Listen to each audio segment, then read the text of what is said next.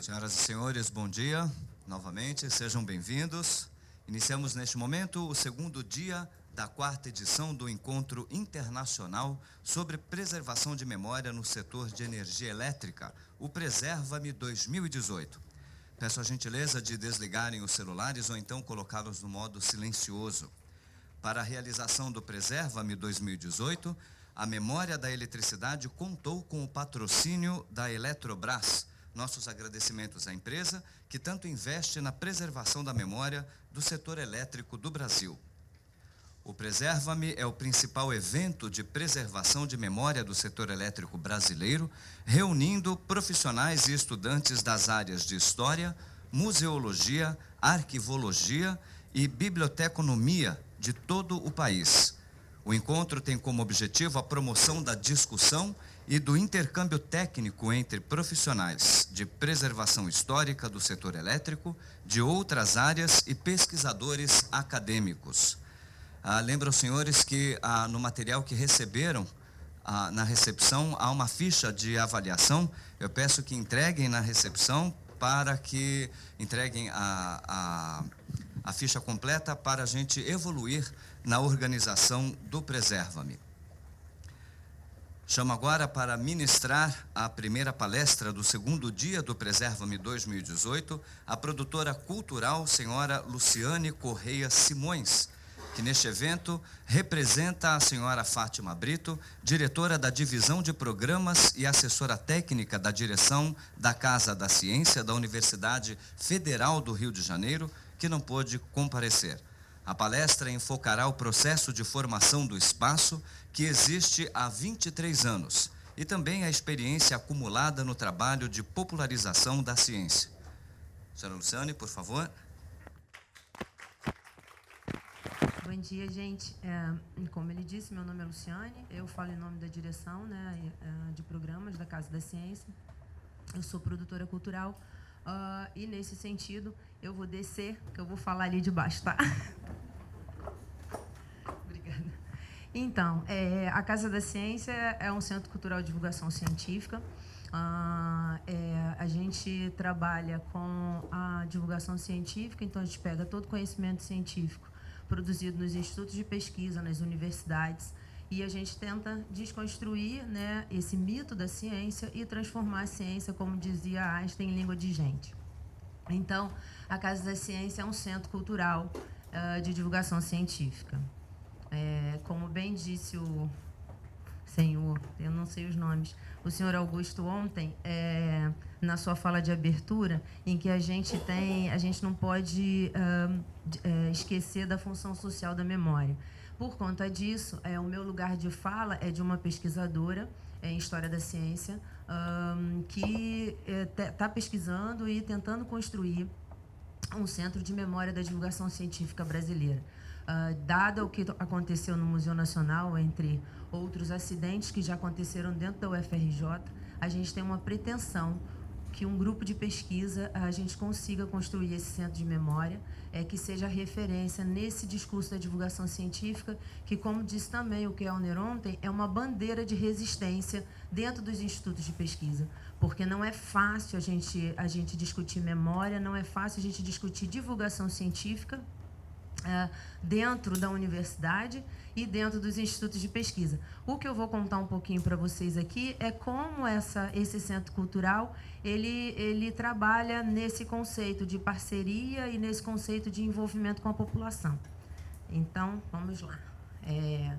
A gente é uma casa, né, que tem 23 anos e a gente trabalha com a ciência, com muita ciência, mas com diferentes linguagens. Então, a gente entende a ciência como um patrimônio da humanidade e que, portanto, precisa ser discutido e desmistificado, seja das ciências humanas, naturais, exatas, enfim, todas as ciências, né? E aí a gente tem uma história de relações humanas, nossas equipes, nossos encontros distribuídos pelo mundo, né? Aí dentro dos nossos eventos, eu fiz ali um mix de algumas imagens de coisas que nós já fizemos. Sonhos, muitos.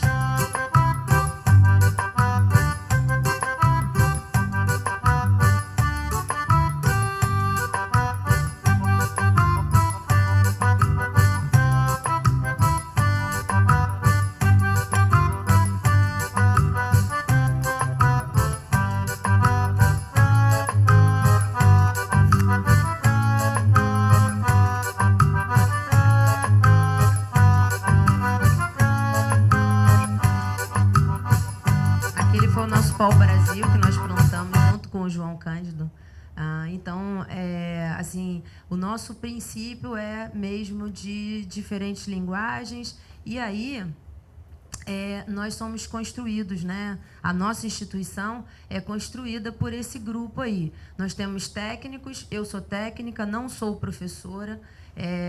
Nós temos muitos terceirizados da UFRJ, nós temos os professores, que são os nossos consultores científicos, os pesquisadores de outras instituições, que também são nossos consultores científicos, temos pesquisadores, temos alunos, construímos parcerias, né, com muitos museus e centros de ciência do Brasil e de fora do Brasil também, mas principalmente nós trabalhamos com o público, com os visitantes.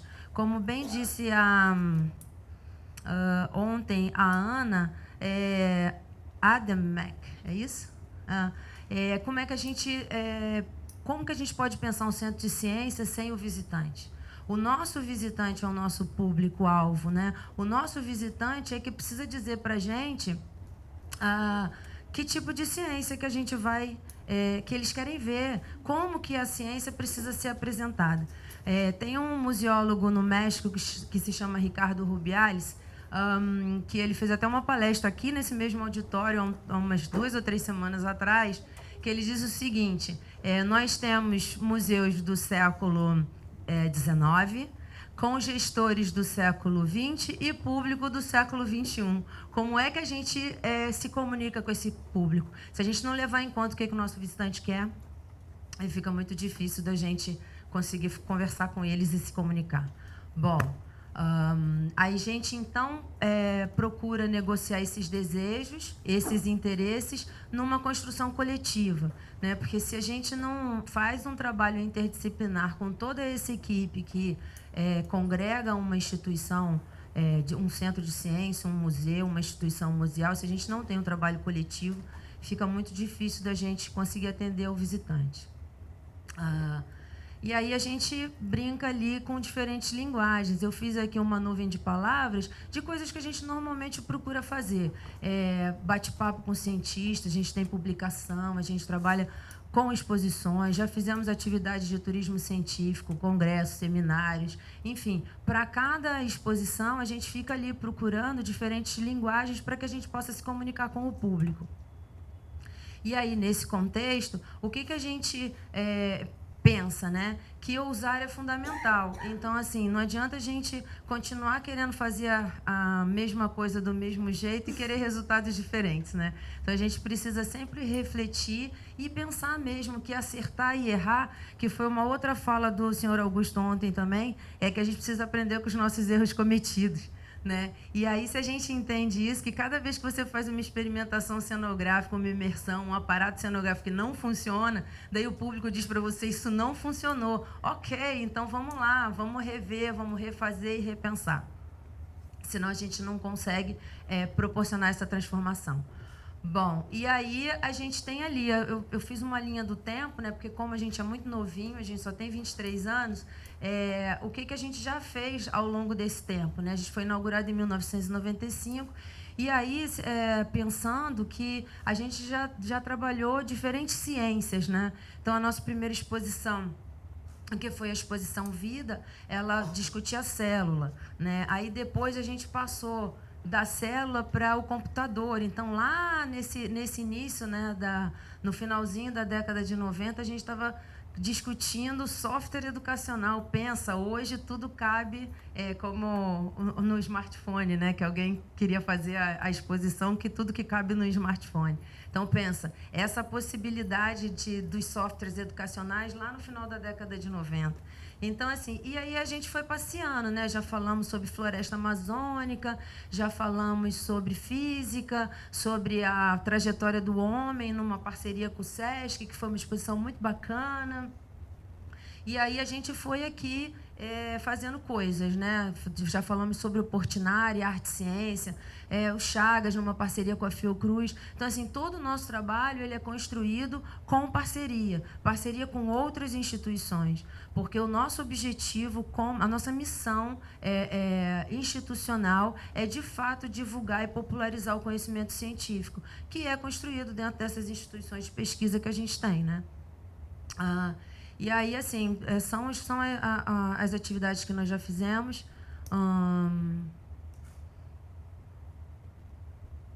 E aí, aqui,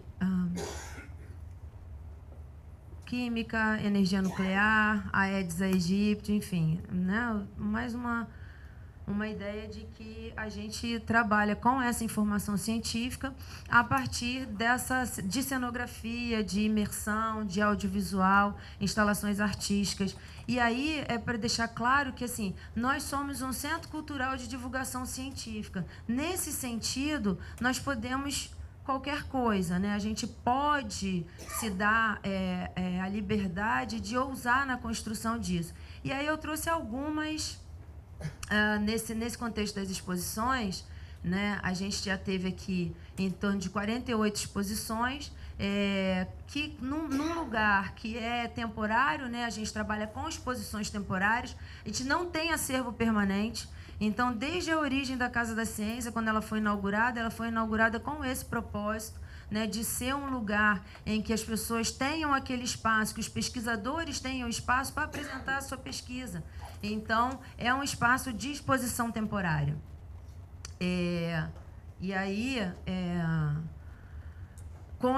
nessa ideia, né, com essa programação dinâmica, criativa, adaptada à realidade, a gente fica aqui questionando que a função social da ciência, né, a função social de um lugar desse é desmistificar, é democratizar o acesso ao conhecimento científico. Então, as portas estão sempre abertas para que o público possa entrar e ali possa ter contato com o que há de mais moderno e inovador no que diz respeito ao conhecimento científico.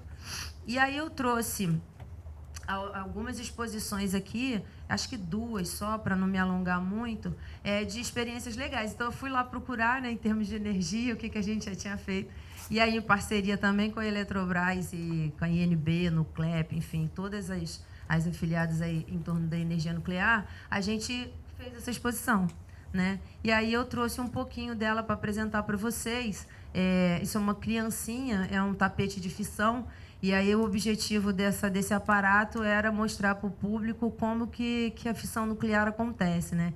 E aí uma animação e uma brincadeira, as pessoas entravam e ali a fissão acontecia, a reação em cadeia era feita e aí terminava com um chão todo branco, né?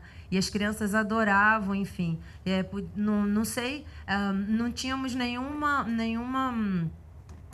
como se diz, nenhum propósito que as pessoas saíssem de lá sabendo de fato como é que a reação em cadeia é feita, né? Mas que são átomos e que os átomos existem e que estão na natureza e assim as crianças vão construindo o seu arcabouço, né, científico com essas palavras que vão entrando na vida delas a partir de um contato no imaginário, na brincadeira. Bom, uma outra, essa exposição, então, ela foi feita em parceria, né, foi realizada junto com a CNEM, que é a Comissão Nacional de Energia Nuclear. Então, os nossos consultores científicos eram todos profissionais da CNEM, né, eram os engenheiros, a gente tinha contato muito com as pessoas da comunicação, né? E aí todo o trabalho que a gente desenvolveu, né, a gente começa, nosso processo sempre começa assistindo aula, né?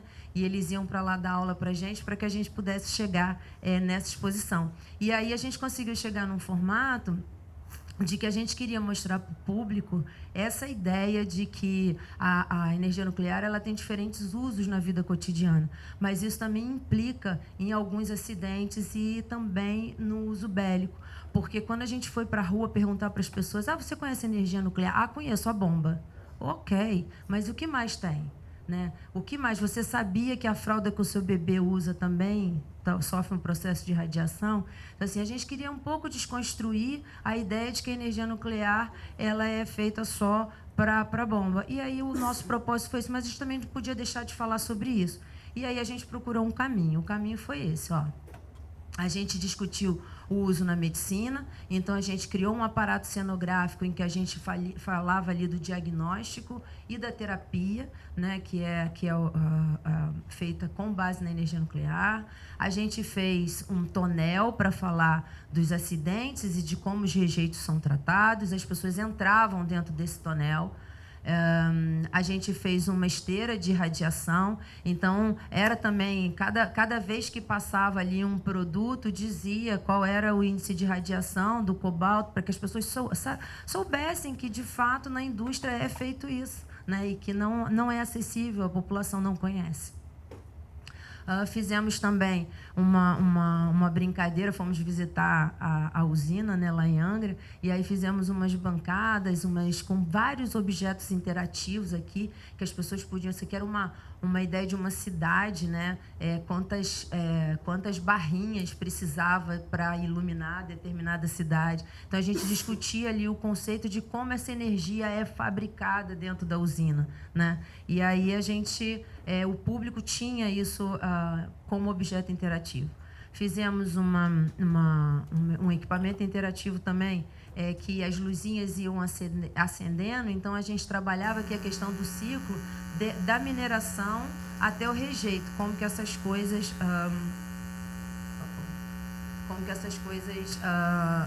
acontecem, né? Desde a natureza até o uso dela na indústria.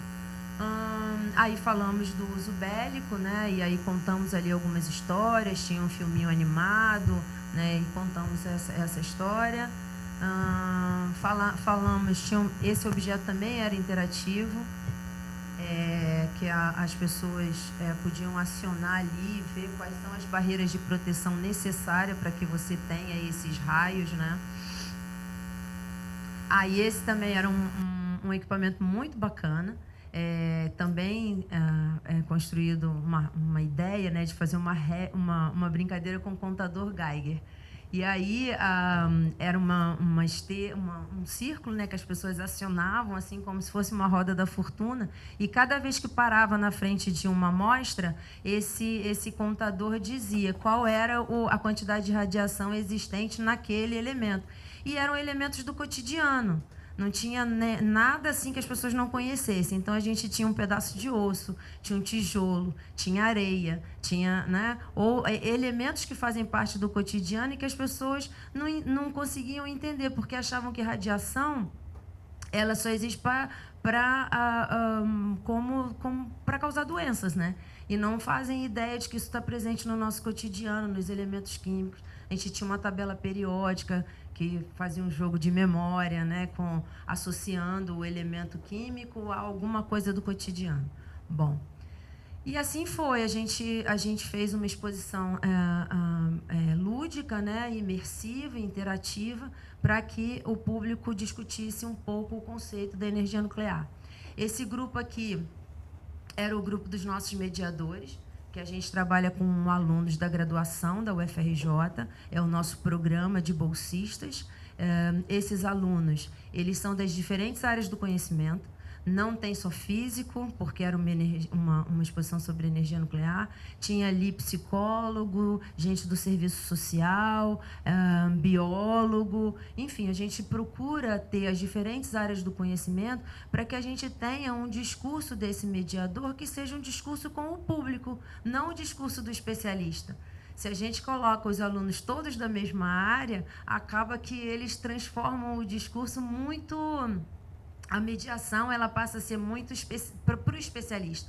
E a gente quer desconstruir isso e junta todo mundo. E aquele aluno que consegue saber um pouco mais, porque é daquela área, ajuda aquele aluno que tem mais dificuldade com a física. E aí a gente consegue ali brincar um pouco com isso. E eles aprendem muito, porque o nosso programa de mediação é justamente proporcionar essa ponte entre o aluno da graduação e a sociedade. Quer dizer, tudo aquilo que se aprende dentro da universidade, você precisa trocar com a sociedade, você precisa estar ali fazendo essa interface para que a universidade seja o tempo inteiro retroalimentada, né? Porque senão os muros eles se constroem de uma forma que a gente, para passar por eles, fica cada vez mais distante. Então, os alunos, eles são muito essa ponte, né? E eles nos chamam a atenção o tempo inteiro. Oh, isso não vai dar certo. Oh, essa linguagem não está boa. E aí a gente procura ter esse grupo sempre dentro da instituição. Bom, aí trouxe um outro exemplo de uma outra exposição, que aí já sobre a geologia. E aí a gente contou um pouco da formação das nossas camadas sedimentares, né, das nossas bacias sedimentares para a formação do petróleo. Para que a gente fizesse isso, a gente fez uma viagem de campo com esse professor aqui, que é o professor Ismar de Souza Carvalho, que ele é um professor do Departamento de Geologia da UFRJ. E aí a gente fez uma viagem de campo para o Araripe, e aí a gente conheceu ali a Chapada do Araripe e como esses fósseis estão ali, né, que o sertão vai virar mar e o mar vai virar sertão. Essa história é real. E aí a gente foi lá conhecer. Bom, aí construímos uma exposição a partir dessas aulas com ele, né, de tudo que ele ensinou para a gente, para que a gente conseguisse mostrar para o público esse mundo fantástico que é a geologia. E aí fizemos também uma exposição imersiva, discutindo desde dos microfósseis, né, de como esses micro-organismos aparecem na formação do petróleo. Aí tínhamos microscópios, tínhamos ali uma série de situações. Esse jogo aqui era também um jogo interativo, né? Cada camada que as pessoas iam jogando ia ali alterando a temperatura e a pressão, mostrando para o público que o petróleo é formado exatamente dentro desse contexto. Bom, não tenho nenhuma pretensão aqui de falar dar uma aula de geologia, não, tá? A exposição estou aqui só falando em termos de cenografia. E aí a gente teve como objeto cenográfico, uma parede muito legal, que a gente tentou ali fazer uma reconstituição do calcário laminado. Porque a gente viu lá o quão os alunos ficam surpresos quando pegam o calcário laminado e dão uma pancadinha, ele se abre e ali tem um fóssil. Uau, tem um fóssil, os alunos ficam loucos. E a gente falou assim, como é que a gente podia fazer essa brincadeira? O público entra, abre uma coisa, não tem nada, aí abre outro, tem um fóssil enorme. E a gente tentou fazer isso. E foi muito legal, porque a parede ficava toda fechada, e aí a gente dizia para eles assim, então, descobre ali, vê o que você acha. Aí, conforme os alunos iam empurrando, as gavetas se abriam e tinha uma luz dentro. E aí, quando eles olhavam, tinha gaveta que não tinha nada e tinha gaveta que tinha fóssil. Então, essa era a brincadeira, né? Essa era o intuito de mostrar que um geólogo e um paleontólogo, quando ele está lá no campo, a pesquisa é árdua, é dura, é difícil. E para você achar um fóssil, para você construir esse conhecimento de milhões e milhões e milhões de anos, não é um trabalho fácil. E aí a gente fez essa parede que foi realmente um sucesso. Esse objeto cenográfico deu certo. Bom, e aí a gente foi contando essa história, né? Como é que esses micro-organismos formam, né, o petróleo. E aí o mais legal é que a gente precisava falar do surgimento do homem, né? E dentro dessa dimensão de formação de um planeta, quando é que esse homem aparece?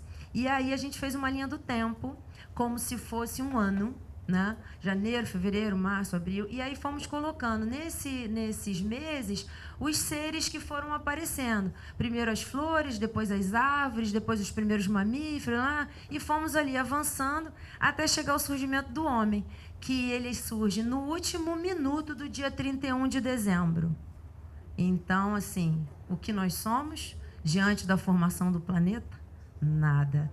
E aí as crianças falam assim, é mesmo, e como assim? E aí a gente conseguia discutir com eles a questão da presença humana e de como a gente precisa preservar o nosso planeta, e de como o nosso planeta é importante, e de como a gente precisa cuidar para que a gente continue aqui, né? E isso era muito legal, porque a gente dava um pouco essa dimensão de tempo humano, que para a geologia é pífio, é uma coisa muito pequenininha.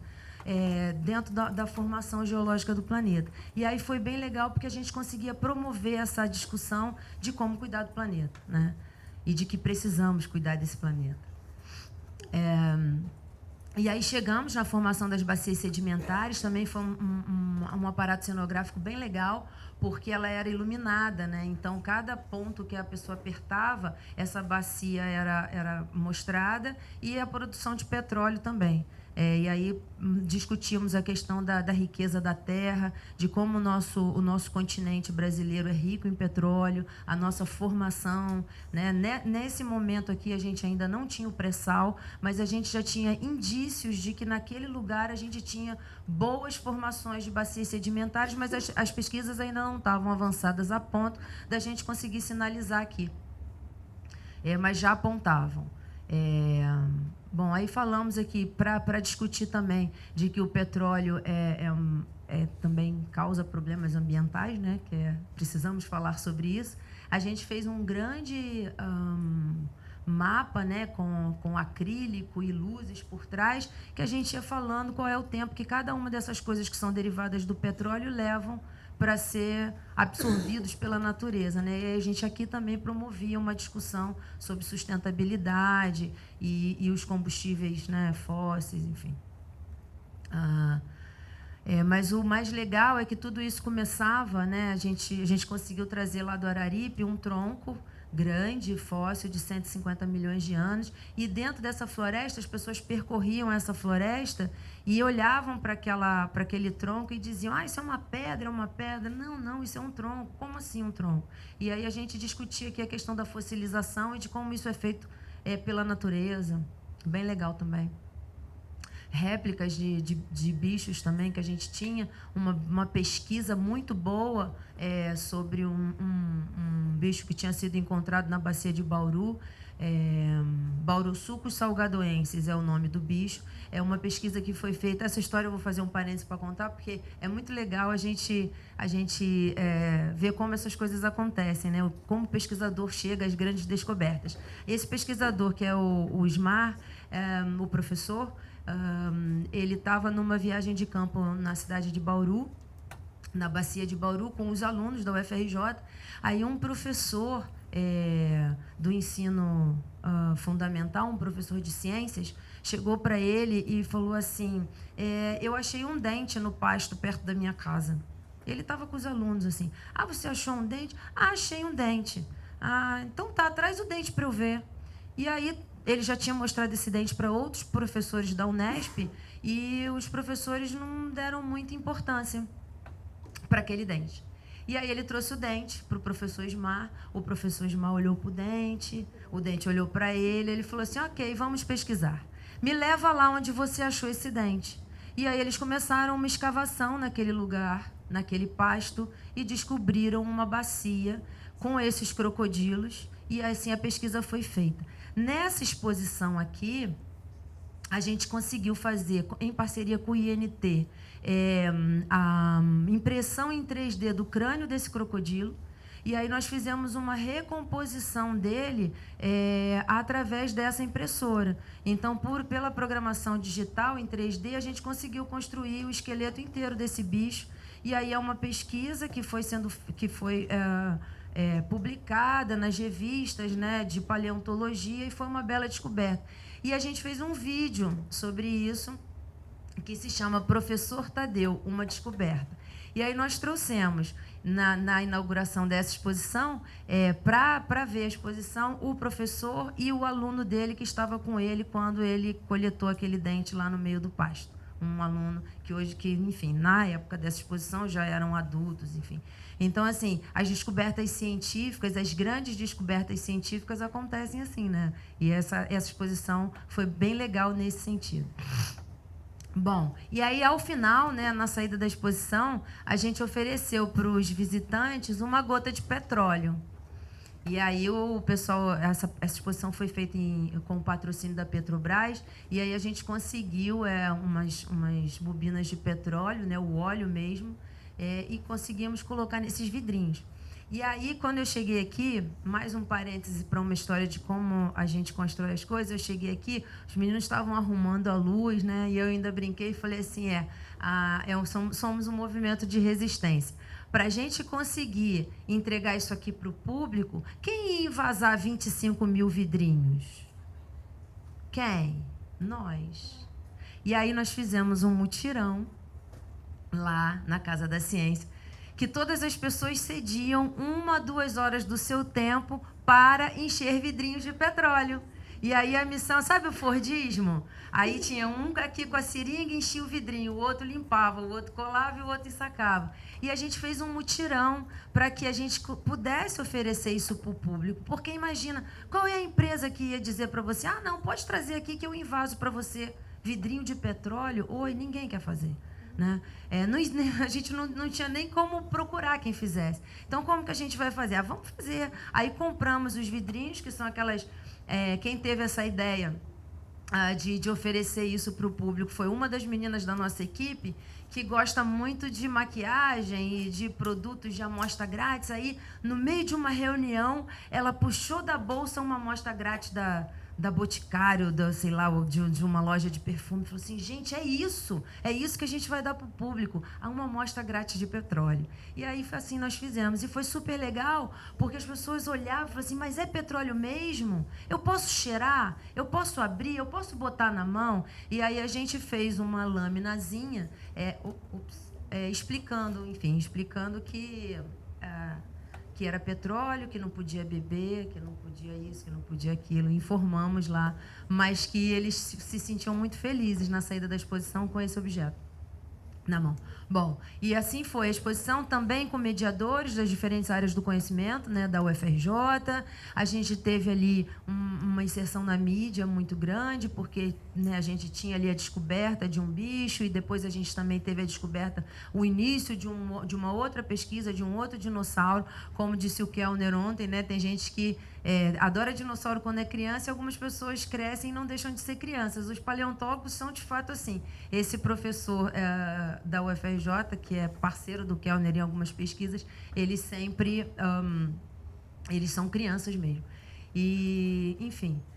depois nós gostamos tanto da geologia, que fizemos mais uma, mas também não vou contar de novo a geologia, vou passar para uma outra, só para vocês terem ideia das diferenças, né, de como a gente aborda os diferentes temas. A gente fez uma exposição sobre química, para o Ano Internacional da Química, em parceria com a Escola de Química da UFRJ. Os nossos consultores são os professores, né, da universidade. E aí nós montamos uma casa, e fizemos essa pergunta, cadê a química? E aí a química está presente no seu cotidiano, na sua cozinha, no seu quarto, na sala. E nós fizemos isso, cenograficamente, fizemos uma casa. Aí tinha a sala, tinha o quarto, a sala tinha uma televisão em 3D, que a gente contava a história da química, tinha livros na sala, esse era o quarto, as crianças estão deitadas aqui, porque a televisão estava no teto, então aqui era o quarto do casal e a gente contava a história química do amor.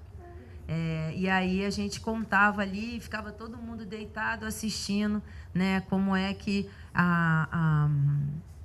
os elementos químicos do nosso corpo promovem uma relação amorosa. Aí discutia ocitocina, serotonina, e era muito legal porque era um vídeo animado, né? Era uma historinha que os nossos ilustradores e animadores lá da Casa da Ciência criaram.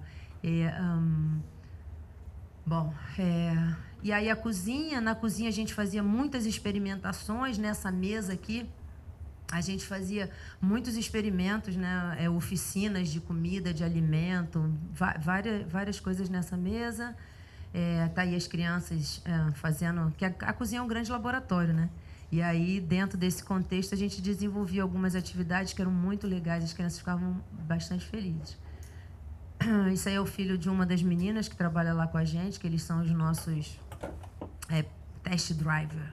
A gente coloca sempre eles primeiro para testar. Se funcionar com eles, ok, a gente pode continuar. Se não funcionar, opa, vamos rever. Então, os nossos filhos, eles são participantes ativos dos nossos projetos expositivos.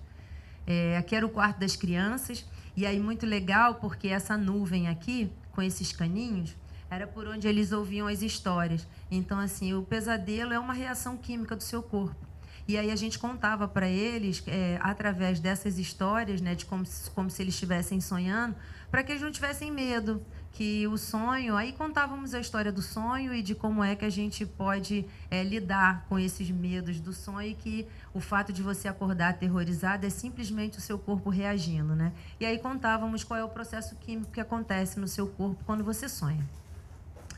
Tínhamos um chuveiro, E aí tinha um karaokê dentro do chuveiro, aqui está um microfone, aqui tem uma tela, e aí eles acionavam qual música que eles queriam cantar, e as músicas todas a gente fez uma paródia com a música Chocolate, e aí falávamos de toda a reação na construção do chocolate, quimicamente falando, né? Tinha umas 2 ou 3 músicas aqui que a gente criou um karaokê para que eles pudessem cantar.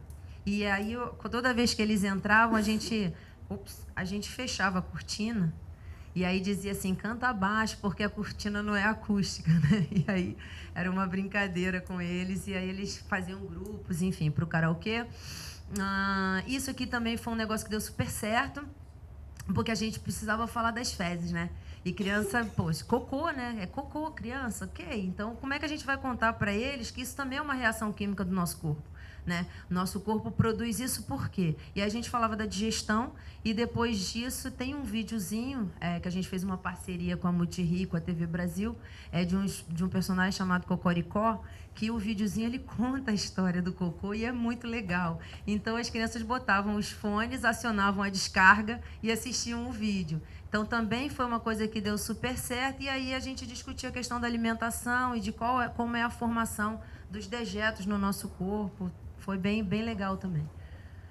Bom, aí é isso. Essa exposição ela rendeu bons frutos. Eu coloquei aqui um exemplo de como a gente recebe o retorno, né, do nosso público. Eles mandam coisas para a gente, criam blogs, e aí depois devolvem para a gente as observações e de tudo que eles curtiram.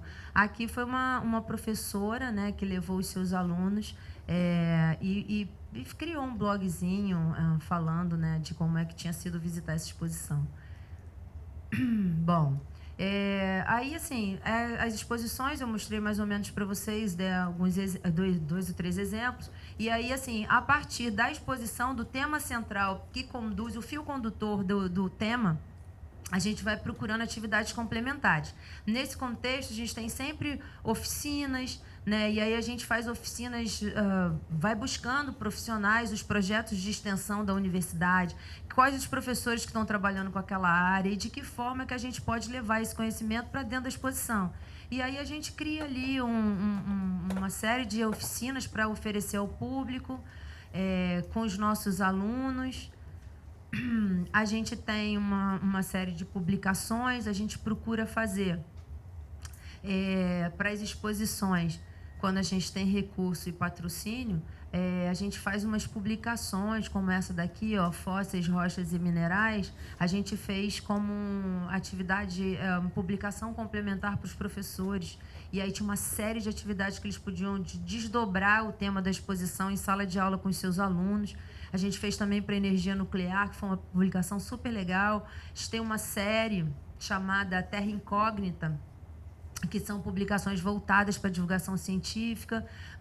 A gente tem uma revista chamada Ciência para Poetas, que a gente já fez 2 números dessa revista, também um desdobramento de um projeto que a gente tem lá chamado Ciência para Poetas, que a ideia é você discutir os temas da ciência numa linguagem diferente, numa linguagem mais acessível para o público comum, né?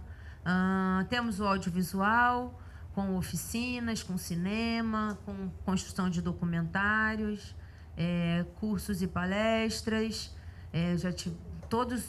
As portas estão sempre abertas para qualquer profissional, qualquer pesquisador que queira se utilizar do nosso espaço para falar das suas pesquisas. E aí a gente propõe ali seminários, rodas de conversa, bate-papos das diferentes áreas do conhecimento. E aí tem evento que você vê, é para falar de ciência, olha lá o auditório lotado, né? E o professor lá na frente. Então, assim, as pessoas querem assistir, as pessoas querem ver, as pessoas têm vontade de conhecer, de ver as coisas. Às vezes o acesso que é difícil, né? A gente não consegue promover esse acesso. Bom, e aí, além das atividades que acontecem dentro da Casa da Ciência, a gente tem alguns projetos que extrapolam os muros da casa. Então, como as nossas exposições elas são temporárias, a gente procura sempre montar em outros lugares. Então, a gente já montou exposição na área de exposição temporária do Museu Nacional, a gente já foi para shopping, a gente já foi para as universidades privadas com as nossas exposições. A gente faz parceria com outros museus de ciência, então o Centro de Ciência da Universidade Federal de Juiz de Fora está com as nossas, já esteve com a exposição da Química. A exposição da Química foi para o Espaço Ciência de Pernambuco e agora o Centro de Ciências da Universidade de Juiz de Fora está com a nossa exposição sobre energia nuclear. E aí também tivemos uma experiência muito legal no Carnaval, com o carnavalesco Paulo Barros. A gente fez o enredo da escola de samba, que foi bem interessante. A gente teve um prêmio Nobel que veio desfilar, um prêmio Nobel da Química, e aí, obviamente, né, a gente teve algumas publicações no New York Times, na Nature, falando desse carnaval, que foi muito legal, foi uma experiência muito legal você conseguir discutir ciência e a história da ciência numa avenida. Enfim, aí teve aí algumas inserções na mídia. Fizemos um trabalho muito legal, que foi o objeto da minha dissertação de mestrado. Eu contei na minha dissertação a metodologia que a gente usou para refazer o caminho do Darwin no Rio de Janeiro. É bem legal, foi uma experiência assim, incrível. E aí a gente fez uma exposição refazendo o caminho que ele havia feito a cavalo, né?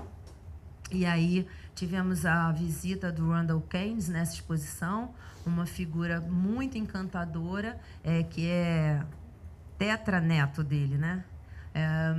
E aí ele veio para a nossa expedição, em parceria com o Conselho Britânico, e aí a gente refez o caminho, e em cada lugar que ele ia, ele tirava foto. Então, nos 12 municípios que nós passamos e que nós instalamos essas placas comemorativas, ele tirava foto com as pessoas com uma gentileza muito grande, totalmente encantado com como a gente conseguiu mobilizar as escolas para discutir, né, a teoria da evolução e falar sobre Darwin nas escolas de ensino fundamental desses municípios muito pequenininhos no interior do estado, né? Mas essa história é boa de ser lida. Se vocês quiserem, está disponível no site da Casa da Ciência, vale a pena, é muito legal. Foi um trabalho muito bom. Fizemos por alguns anos, junto com o professor Ildeu, a Semana Nacional de Ciência e Tecnologia. Então, a gente começou esse trabalho aqui no Rio de Janeiro, na cidade, depois fomos para o interior. A Semana Nacional está sedimentada, ela de fato acontece em muitos lugares do Brasil. E a gente fica muito feliz de ter participado lá em 2004 dessa primeira Semana Nacional. Essa foi a primeira que nós fizemos, essa foto da nossa equipe. Eu estou sentadinha bem aqui, ó, do lado da Fátima Brito, que era quem deveria estar aqui falando para vocês. Então, o nosso processo de construção da Semana Nacional foi bem legal e foi muito bom ter participado disso. Hoje a gente tem as instituições do Rio de Janeiro trabalhando de forma magnífica na Semana Nacional. Ela já aconteceu e a Fiocruz bombou, teve gente pra caramba dentro da Fiocruz, o evento foi muito bacana. Bom, é isso aí. Minha ideia, a ideia nossa de Casa da Ciência é que essa brincadeira que a gente sempre faz, né, com a história do Pequeno Príncipe, assim que você pensar que sabe como são realmente as coisas, desculpa a tua maneira de olhar para elas. Então, o conhecimento científico é isso, é a gente conseguir desmistificar, a gente conseguir fazer com que a ciência ela seja, de fato, uma coisa que todas as pessoas tenham acesso, e que a função social mesmo dos museus, dos centros de ciência, são movimentos de resistência. A gente não pode perder a vontade de lutar, né? E, por isso, nós amamos muito o Museu Nacional. O Museu Nacional vive, ele é pulsante, as atividades continuam acontecendo. E, como disse o professor Kellner ontem, vamos todos para a audiência pública, dia 30/10, às 14 horas, na plenária 10. Desculpa. Eu me emociono muito falando no Museu Nacional, porque ele é nosso, né? A UFRJ toda chora a dor do Museu Nacional, mas nós não estamos de luto. Nós vamos para a luta. E, assim, vamos reconstituir, vamos fazer o museu. O museu vai continuar. É isso. Muito obrigada.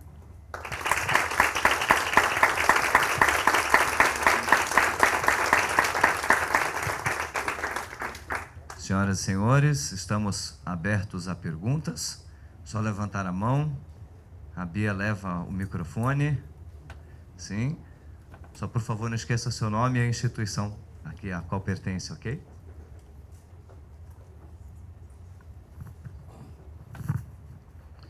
Bom dia. Meu nome é Rafael, sou da R. Brown Consultoria de Arquivo. E eu vi um trabalho muito forte, didático de vocês e assim, parabéns pelas ações culturais. É incrível como tem lugares que a gente vê a mobilização das crianças. Eu acho que realmente é o futuro mesmo, que a gente possa, em todos os lugares, possa ser o primeiro contato deles. Minha pergunta é o seguinte, eu vi que vocês trabalham com muitas parcerias entre instituições, empresas e até mesmo as pessoas, né, que ajudam vocês, a equipe e tal. Isso é de fácil disponibilização das empresas, das pessoas? Tem uma grande dificuldade nisso? Então, a gente só existe... você estava aqui ontem. Você viu quando o professor Kellner mostrou o organograma da UFRJ e quando ele mostrou onde é que está o Museu Nacional dentro do organograma da UFRJ. A Casa da Ciência estava ali, junto com o Museu Nacional, né? Então, assim, nós não temos orçamento próprio, né? Toda aquela história que ele contou ali é o que acontece também na Casa da Ciência. Então, como que a gente procura fazer? A gente fica brincando que a gente não tem problema de autoestima. A gente vai lá, bate na porta e pede. Aí a empresa disse não hoje. Bom, então amanhã a gente vai lá e bate de novo e pede. Vai que uma hora ela decide aceitar, né? Então, essas exposições que eu mostrei aqui para você, elas foram todas feitas com patrocínio. O que a gente usa de recurso da UFRJ? Nós, servidores públicos que estamos ali a serviço da população. Então, a gente se utiliza da pesquisa da universidade, dos professores da universidade, dos consultores, dos técnicos, e a gente vai ali recolhendo um grupo de pessoas que têm o desejo de realizar junto com a gente. E aí a gente vai buscando e vai construindo. Mas recurso financeiro para construir uma exposição dessa, imersiva, com um aparato tecnológico, com todas essas coisas, isso é muito caro. E para a gente conseguir isso, a gente vive com patrocínio. A gente escreve um projeto e vai buscar patrocínio para que a gente consiga realizar. E os editais, né, que a gente teve durante de 2004 até mais ou menos 2009, a gente teve uma linha de investimento do Ministério da Ciência e Tecnologia muito grande em editais para divulgação científica. Então, a gente conseguiu recurso desses editais para desenvolver algumas dessas exposições, né, que hoje a gente já não tem mais, mas, como disse também, relembrando de novo o professor, algumas tragédias acontecem para que outras coisas possam vir. Então, aí tem um edital novo vindo, né, para que a gente consiga aí, organizar uma certa infraestrutura dentro dos museus e centros de ciência. Obrigado pela pergunta. Próxima pergunta, por favor. Olá, bom dia. Me chamo Lamarck, sou da Memória da Eletricidade. A minha pergunta seria como vocês fazem para que as pessoas se sintam em casa na Casa da Ciência, mas a cada fala sua isso foi minando a minha pergunta. Então eu gostaria de perguntar como vocês trabalham as ferramentas de comunicação para falar com o público, seja online, seja diretamente, como é feito esse corpo a corpo entre vocês e o público que vocês querem atingir? Então, a gente fica brincando em relação a essa coisa da casa, né? Que o nome é Casa da Ciência, né? E por muito tempo, naquela época que a gente atendia telefone, sabe, que as pessoas ainda ligavam para pedir informação, tinha sempre uma criança, uma criança que ligava e dizia assim: a ciência está aí, né? E a gente ficava brincando, que ela lembra, não sei se vocês pegaram isso, né? Mas as gerações mais novas não sabem o que é trote de telefone. Mas eu, no alto dos meus 46 anos, já fiz muito trote e já brinquei muito de ligar para a casa das pessoas. E a gente tinha essa brincadeira, a ciência está aí, né? Então, essa coisa da Casa da Ciência, ela já foi criada com esse intuito, né? De deslizar mesmo o sentido da palavra casa para que as pessoas se sentissem em casa. E, de fato, ela é uma casa. Ela já foi, historicamente falando, o prédio que a gente ocupa, ele foi todo aquele complexo ali onde é a Praia Vermelha foi o primeiro manicômio do Brasil Império. E aí depois o manicômio foi desativado e todos os pacientes foram removidos, né, para Jacarepaguá, e aquele espaço ficou sobre a tela da universidade, primeiro Universidade do Brasil e depois o FRJ. E o nosso lugar ali era um pavilhão, uma enfermaria, né? E aí, a coisa de você ter as portas sempre abertas, janelas abertas, isso faz com que as pessoas se sintam em casa, elas sentam, muita gente vai para lá, senta nos jardins e fica, né? Passa a tarde ali. Então é isso, é a gente tentar desmistificar e deixar os portões abertos para que as pessoas possam entrar. Em relação à comunicação, é um desafio muito grande, né? Que é aquela coisa que eu falei no início, né? Instituições do século XIX com profissionais do século XX e público do século XXI. Quando a gente brinca com as crianças, que eles são os nossos test drive, de fato é isso. Porque às vezes você pensa numa forma de comunicação que você acha, super inovador, uou, vai ser o máximo. Aí eles olham e falam assim, a gente, não está dando certo. Né? Mas aí a gente tem hoje na Casa da Ciência, depois do último concurso, figuras muito bacanas em termos de design, né? A gente já teve alguns jornalistas, algumas pessoas que começaram a pensar numa forma de comunicação mais bacana.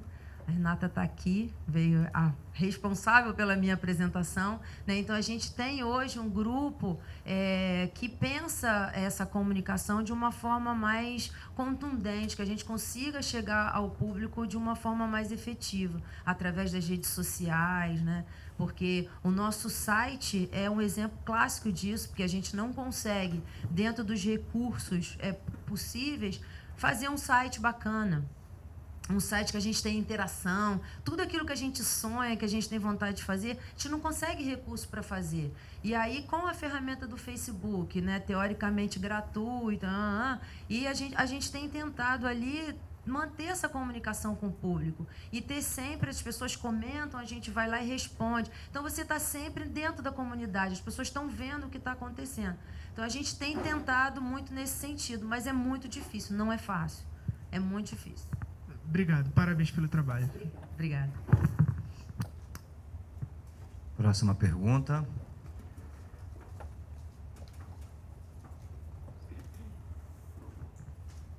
Your main audience are children, I understand. Do you open up your facilities for special events to invite young adults, for example, or teenagers? We just started to do that in my museum, and it seems really popular, so I wonder if you have that experience. Então, quando a gente discute as diferentes linguagens, a gente busca atender os diferentes públicos, né? Então, quando a gente pensa lá que a gente vai ter uma exposição com um tema muito duro, né, a química, um tema duro, difícil, como é que a gente vai transpor esse conhecimento para uma criança pequenininha? Aí a gente usa uma determinada ferramenta. Mas tem lá o pesquisador que também quer vir. Opa, então vamos fazer aqui um ciclo de palestra para esse pesquisador para discutir questões mais difíceis. Então, a gente vai buscando, dentro dessa programação que a gente chama de complementar, e atendendo os públicos diferentes. É óbvio que a gente não consegue atender todo mundo. Mas, assim, a gente tem como meta, quando a gente pensa uma programação, de conseguir, né? Então, a gente promove uma oficina para um público infantil, aí a gente promove uma oficina para os adolescentes, aí um ciclo de palestra para os pais dos adolescentes. Então, a gente fica ali tentando mediar essas linguagens para os diferentes públicos, para que a gente consiga discutir algum tema que está colocado em evidência. O tema central, o fio condutor da exposição que a gente tem acontecendo. Passo para a última pergunta, senhor Augusto, por favor. Parabéns, fiquei muito impressionado com essas exposições. Mas vamos pensar, por exemplo, naquela que me impressionou mais, que é sobre energia nuclear. Eu sabia. Deve ter ficado muito cara. Quanto custou, cara? E quem pagou? Então, eu coloquei ali, os nossos parceiros foram a Eletrobras. Ela pagou? A Eletrobras. Ah, não sabia. Não tudo. A gente, na verdade, o que a gente fez? Como a exposição é muito cara, a gente sabe que não dá para um patrocinador todo, que, como acontece fora do Brasil, que você tem os grandes financiadores, como a Fundação La Caixa, em Barcelona, como o Bristol, na Inglaterra. Você tem um monte de lugar que você tem investidores, a gente já discutiu até isso ontem, né? Mas aqui no Brasil, a gente precisa fazer um pool de mantenedores. E o que a gente busca dentro da Casa da Ciência é esse apoio efetivo de se criar um pool de mantenedores que se cada um der um pouquinho, se a gente tem dentro do Museu Nacional um pool de mantenedores, a gente vai conseguir manter o Museu Nacional funcionando de forma espetacular. Então, assim, quando a gente fez essa exposição, a gente foi lá, passou o chapéu na Eletrobras, passou o chapéu na Nuclep, passou o chapéu na INB, fomos para o CNPq, conseguimos um dinheirinho, fizemos um outro edital da FAPERJ, ganhamos mais um dinheirinho, e ali a gente vai, para cada uma dessas exposições, a gente vai buscando diferentes fontes de financiamento. Se tem gente que não pode oferecer dinheiro, mas pode comprar equipamento, ok, a gente aceita o equipamento. Ah, mas eu não posso, eu só posso oferecer recurso para gráfica. Ok, a gente aceita a gráfica. Então, assim, o que tiver, o que a empresa, o que o patrocinador puder oferecer para a gente aceita. A gente usou, inclusive, nessa exposição, as réplicas que são construídas pela própria INB. Eles têm algumas réplicas de reatores e tal. E quando a gente montou a maquete grandona do reator, a gente foi lá, olhou, por que a gente vai usar aqui junto com a cenógrafa, né? Falamos, não vamos construir isso não, isso já está pronto, eles têm. Então, a gente foi lá e fez uma composição para fazer o reator da usina com aqueles elementos todos que já existiam prontos. Então, assim, é criatividade. E, assim, nenhuma vergonha de pedir as coisas, né? Porque quem foi o curador? A equipe da Casa da Ciência. Nós somos uma equipe que é multidisciplinar, e aí a gente tem, para construir a exposição, pessoas de diferentes áreas do conhecimento, tem psicólogo, tem pedagogo, tem assistente social, tem... E vocês fizeram lá, nos 200 metros quadrados que você tem? Exatamente.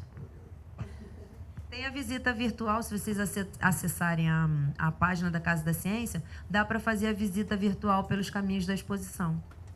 A gente conseguiu fazer e ficou bem legal. E ficam quanto? Pode falar? Eu não sei, eu não consigo te dizer. Eu consigo dizer assim, num total, se você leva em consideração toda a equipe da Casa da Ciência, que são os serviços indiretos, né, que a gente tem, equipe, mais serviço de segurança, isso é incontável. Mas, se você pensa em termos de patrocínio, eu posso dizer, a Eletrobras deu R$100 mil, a Nuclep R$50 mil. É isso, essa ordem de grande. É muito pouco, né? Mas se você pensa que são... se cada um der um pouquinho, a gente foi lá e foi construído. Então, a gente teve o edital da FAPERJ, que teve mais uns 30 mil, aí um outro edital do CNPq, que a gente teve serviço de compra de equipamento, porque foi uma exposição com muito equipamento. A gente tinha muitos televisores, muito computador, racionamentos eletrônicos, né? Então, a gente precisava de equipamento. Então, dentro desse contexto, da ordem de grandeza, eu não consigo te dizer exatamente quando foi. Mas existe isso documentado. Se o senhor quiser, eu posso verificar. Então, a gente tem um processo de criação que é longo. E o nosso maior embate, e a gente fica brincando, né? Fizemos uma reunião com o Ricardo, lá, o Ricardo Rubiales do México, ele teve... Como eu disse, ele esteve aqui, que a gente tem ali um projeto de desenvolver uma ação junto com ele. Aí ele brincando, falou assim, não, em 6 meses a gente consegue. Aí a gente olhou para a cara dele, oi, em 6 meses no México, né, querido? Porque aqui no Brasil isso pode contar em uns 2 anos. Porque, assim, a gente às vezes faz o projeto expositivo inteiro. E o dinheiro? Né? Então, assim, em termos de tempo, se você investe os profissionais, a equipe toda, em 4, 5 meses, você tem um bom projeto expositivo, com as atividades pensadas. E o dinheiro? De onde vem o dinheiro? Essa exposição, por exemplo, da energia nuclear, a gente demorou 2 anos para que ela conseguisse ficar pronta, porque a gente tinha o projeto e não tinha o dinheiro. Aí a gente começou a correr atrás do dinheiro. Aí, uma hora, ganhamos um edital da FINEP, do CETENERG, que eram só do setor de energia, ganhamos ali um dinheirinho. Opa, vamos começar o processo. Aí fizemos o projeto cenográfico. Aí depois veio o edital da FAPERJ, ganhamos mais um dinheirinho. Opa, já dá para fazer aqui o curso para professores. Aí, enfim, o processo é meio lento por conta de angariar fundos mesmo. Recursos. Parabéns. Muito obrigada. Senhoras e senhores, infelizmente não há mais tempo para perguntas. Nós agradecemos as perguntas feitas. Também agradecemos a palestra da senhora Luciane Simões. Obrigado, Luciane.